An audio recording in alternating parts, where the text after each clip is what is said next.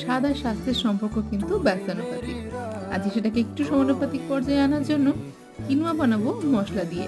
তার জন্য একটু চিংড়ি মাছও নিয়ে নিয়েছি। চিংড়ি মাছটা বেশ লাল লাল করে ভেজে নিয়ে এর মধ্যে একটু পেঁয়াজ দিয়ে দিলাম। পেঁয়াজটা একটু কালার চেঞ্জ করলে তার মধ্যে খেতে পারা রসুনটা দিয়ে দেবো। ভিডিওটি যদি ভালো লাগে তাহলে অবশ্যই একটা লাইক করে চ্যানেলটাকে সাবস্ক্রাইব করে পাশে থেকো।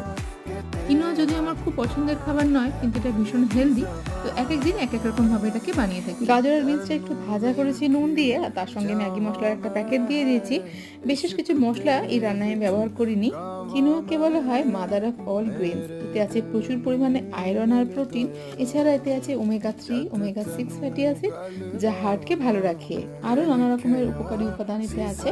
তো কিনোয়াটা আমি আধ ঘন্টা আগে ভিজিয়ে রেখেছিলাম। এখন কিনোয়াটা দিয়ে জল দিয়ে দিয়েছি পরিমাণ মতো। এতে জলটা একটু বেশি লাগে। দিয়ে দিচ্ছি কিছুটা নারকেলের দুধ, আর ভেজে রাখা চিংড়ি মাছটাও দিয়ে দিচ্ছি। ঢাকা দিয়ে আরও কিছুক্ষণ রান্না করে নিলেই রেসিপিটা রেডি হয়ে